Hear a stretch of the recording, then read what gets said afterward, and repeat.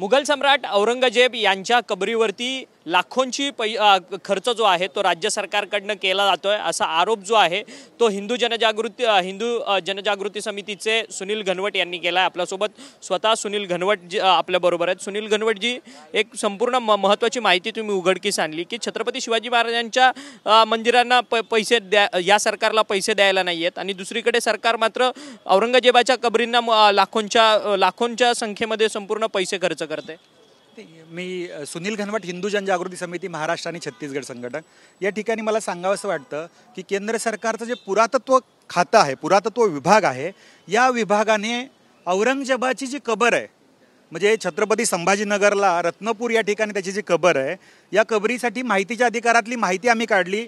हिंदू विधिज्ञ परिषदचे ॲडव्होकेट वीरेंद्र इचलकरंजीकर यांनी माहिती काढली। 5 जानेवारी 2023 पर्यंतची माहिती आहे। तुम्हाला या ठिकाणी सांगतो की या औरंगजेबाच्या कबरीसाठी 2011 पासून जवळजवळ 6.5 लाख रुपये खर्च करण्यात आले त्याच्या उदात्तीकरणासाठी आणि त्याच्या त्या मेंटेनन्ससाठी।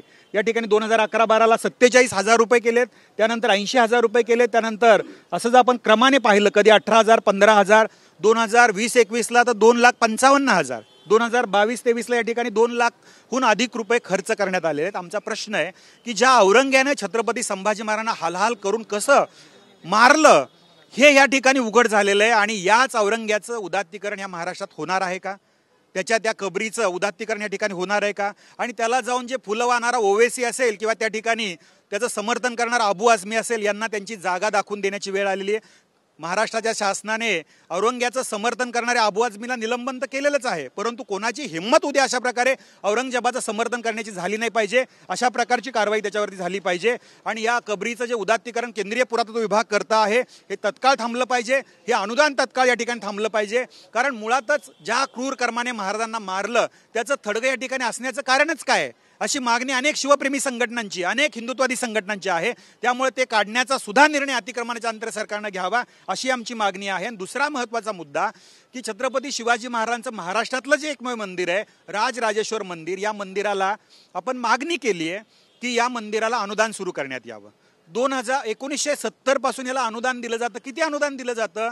तर वर्षाला 2,500 रुपये सरकारकडनं अधिकृत दिलं जाणारं अनुदान। आज विकास कामं त्या ठिकाणी होत आहेत, गड किल्ल्यावर बाकीच्या गोष्टी झाल्यात, हा प्रश्न वेगळा आहे, परंतु अनुदान अधिकृतरित्या किती दिलं जातंय? तर वर्षाला 2,500 रुपये वाढवून ते 3,000 करण्यात आलं, आता ते 6,000 करण्यात आलं। ही माहितीच्या अधिकारात मिळालेली माहिती आहे।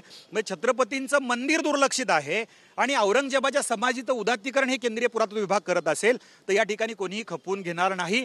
या ठिकाणी हिंदू जनजागृती समितीची मागणी, सर्व शिवप्रेमी संघटनांची मागणी आहे की अनुदान तत्काळ थांबलं पाहिजे आणि या संदर्भातली मागणी आम्ही आपल्या समोर केली। आम्हाला निश्चित खात्री आहे हिंदुत्वादी विचारांचं सरकार ही मागणी पूर्ण करेल। खरं तर सुनील घनवट जी, केंद्रीय पुरातत्व खातं जे आहे ते केंद्राच्या अखत्यारीत येतं, परंतु केंद्र सरकार भाजपचं आहे। भाजपची तिथं केंद्रात सत्ता आहे। जवळपास 2014 पासून ते आतापर्यंत अटळ 2029 पर्यंत त्यांचं सरकार असताना अशा पद्धतीनं जर खर्च होत असेल तर याला जबाबदार भाजपचं केंद्र सरकार आहे का?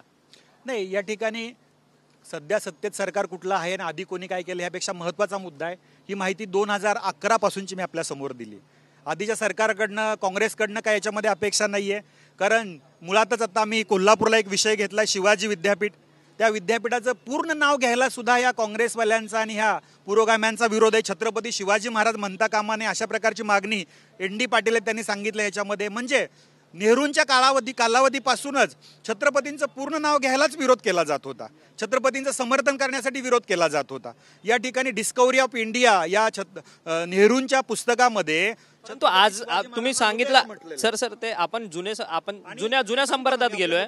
आपण 2022 पर्यंत ह्या संपूर्ण कबरीला 2,55,000चा निधी गेलेला आहे।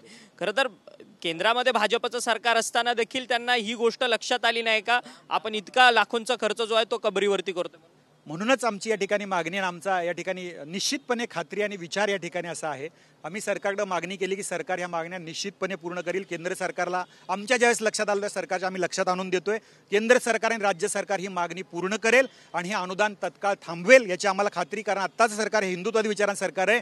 प्रतापगडाच्या पायथ्याशी असलेल्या औरंगजेबाच्या थडग्याच्या परिसरातलं अतिक्रमण त्यांनी काढून टाकलेले, विशाळगडावरचं अफजलखानाचं थडगं त्या ठिकाणचं काढून टाकलेले आणि विशाळगडावरचं अतिक्रमण काढण्यासाठीचं सुद्धा आदेश त्या ठिकाणी दिलेले आहेत. त्यामुळं हिंदुत्ववादी विचारांचं सरकार निश्चित मागणी करेल, म्हणून तर मी या ठिकाणी आपल्या समोर. परंतु हे जर निधी जो द्यायचा आहे तो थांबला नाही तर तुम्ही आक्रमक होणार का ह्याच्यापेक्षा अधिक? या ठिकाणी हा मुद्दा मला वाटतं आक्रमक होण्याची गरजच पडणार नाही, कारण सरकारला ह्या गोष्टीची दखल घ्यावीच लागेल आणि सरकार दखल घेतंय, संवेदनशील सरकार आहे, म्हणून तर ही मागणी आपल्या माध्यमातून आम्ही सरकारपर्यंत पोहोचवतोय.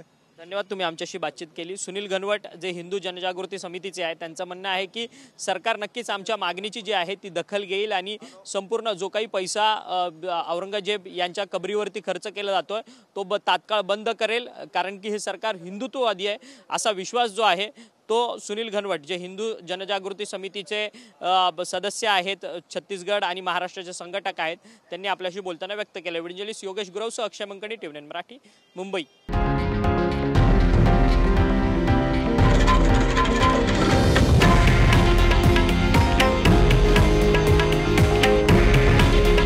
हे आहे देशातील नंबर 1 न्यूज नेटवर्क आणि आपण पाहत आहात TV9 मराठी. काळजी तुमची, हित महाराष्ट्राचं.